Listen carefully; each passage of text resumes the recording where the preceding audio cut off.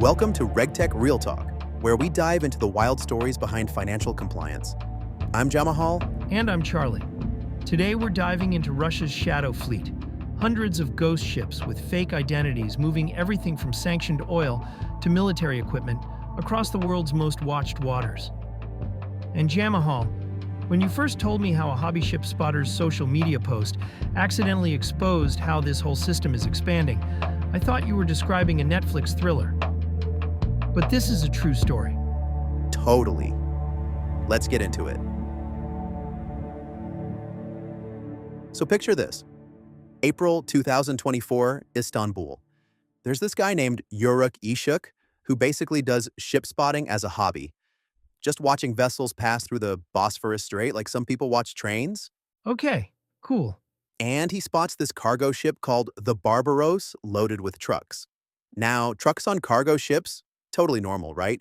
Except these are Russian military vehicles manufactured by a sanctioned company, and this ship is heading toward Libya, where a warlord is building an arsenal. That sounds extra suspicious. So Ishik posts one photograph on X with the understated caption, "Ship of interest." That's it. One post. And Charlie, what happens next is absolutely wild. Within hours, Interpol is preparing urgent reports, the EU's naval mission is scrambling warships, and we've got a full-scale maritime chase playing out in real time across the Mediterranean. Wait, an X post triggered an international naval response? Yes, that single post triggered an international naval response. And it gets weirder. This ship, the Barbaros, has changed names 3 times and flags 10 times in just over a decade. 10 different flags? That's more identity changes than a spy novel. Right? These are what we call ghost ships. Vessels with obscured ownership, manipulated tracking systems, and a supernatural talent for disappearing from official records while remaining very much present on the world's shipping lanes. And Charlie, we're not talking about a few rogue vessels here. This shadow fleet moves 70% of Russia's oil exports. 70%! Wait, what? We're talking $15 to $16 billion worth of oil. Every single month. Russia has invested $10 billion building this parallel maritime infrastructure. And get this, Western ship owners have made over $6 billion selling them the aging tankers to do it. So we're basically funding our own sanctions evasion? Exactly. And the digital deception here is absolutely mind-blowing. Ships are legally required to broadcast their location via AIS, Automatic Identification System. It's like Find My iPhone for vessels, but these ghost ships have turned AIS into the world's most elaborate magic trick. They spoof coordinates, broadcast false locations, go completely dark, then reappear somewhere else entirely. That's actually impressive in a terrifying way. Oh, it gets better. In one case documented by EU authorities, a vessel tried to fake being offshore in Beirut, but accidentally transmitted coordinates, placing it on dry land at the airport instead of the maritime port. Even their deceptions have comedic timing. So what happened with the Barbaros? Did they catch it? This is where the story gets properly absurd.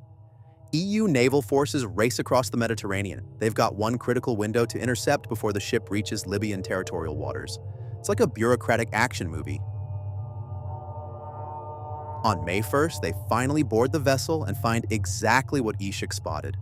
115 Russian-made military trucks. So case closed? Plot twist. The trucks were technically legal. They were clearly designed for military use, the kind that roll through conflict zones. But they hadn't been specifically modified for military purposes.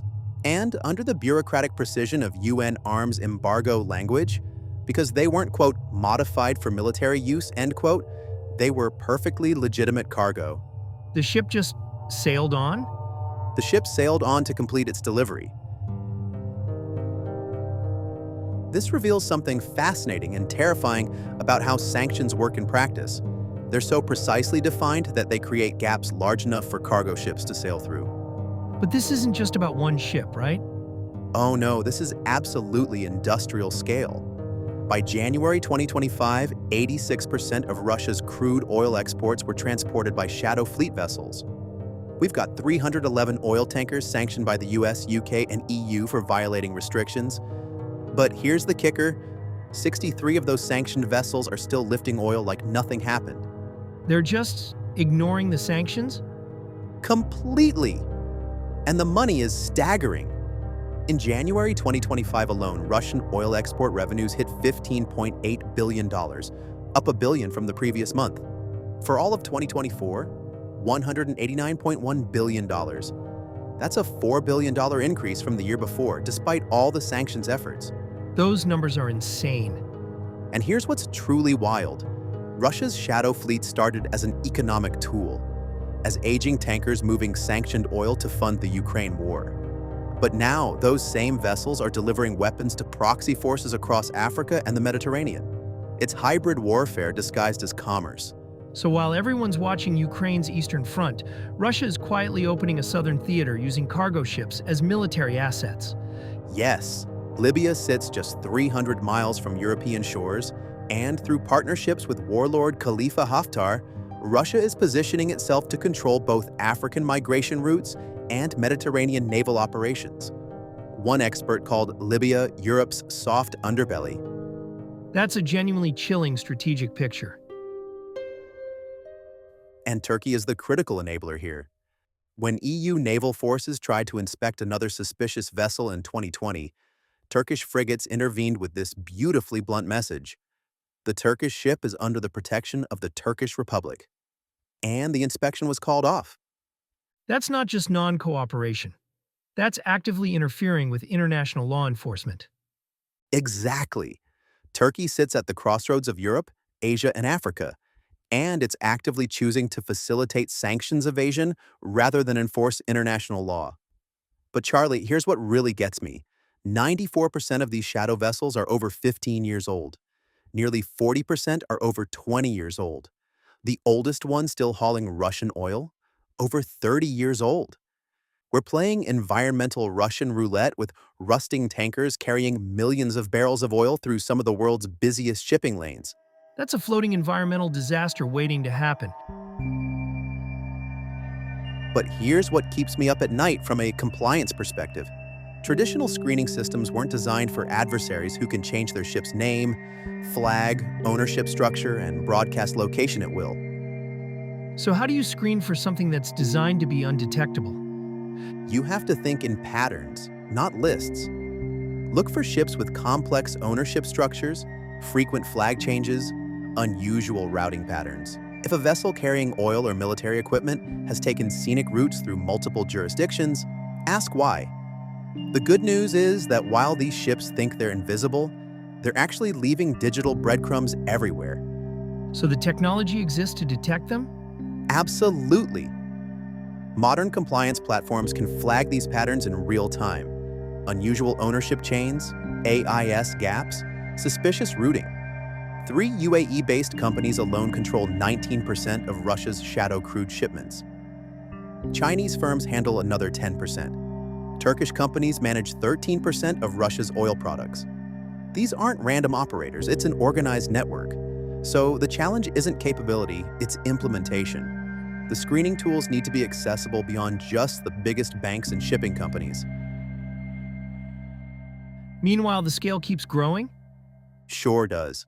Even after January's massive sanctions targeting 183 vessels, which reduced shadow fleet capacity by 46%, within weeks, 29 brand new tankers that had never transported Russian oil suddenly entered the trade. It's like playing whack-a-mole with supertankers. What about the buyers? Where's all this oil going? India's the biggest customer, taking 51% of Russian crude. China's second with about 1.2 million barrels per day. Turkey leads in oil products. And here's the really perverse part. India refines Russian crude and re-exports it to Europe and other sanctioning countries. The oil that's supposedly sanctioned is literally being refined, repackaged, and sold right back to them. Wait, what? So who's at risk with this? More than just maritime operators? That's the scary part. Everyone in the supply chain, freight forwarders, port operators, insurers, financial institutions, you could be unknowingly facilitating sanctions evasion simply by handling paperwork for one of these vessels.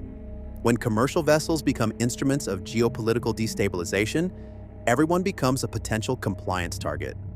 Okay, what's the takeaway here? The takeaway is that we're watching the weaponization of global commerce itself. While diplomats debate arms embargoes and tariffs in conference rooms, rusting tankers are reshaping strategic balances across multiple theaters.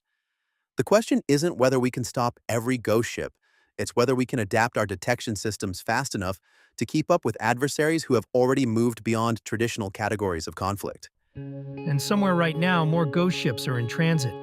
Somewhere right now, more ghost ships are out there carrying cargo that exists in the legal gray zone between legitimate commerce and weapons trafficking. This is the new normal, and it's coming to a port near you. That's our show for today. Thanks for joining us on RegTech Real Talk. For more insights on sanctions screening and maritime compliance, check out Anchor's free compliance training courses. Because in a world where hobby spotters become intelligence sources and 86% of Russian oil moves through ghost ships, modern compliance isn't optional, it's survival.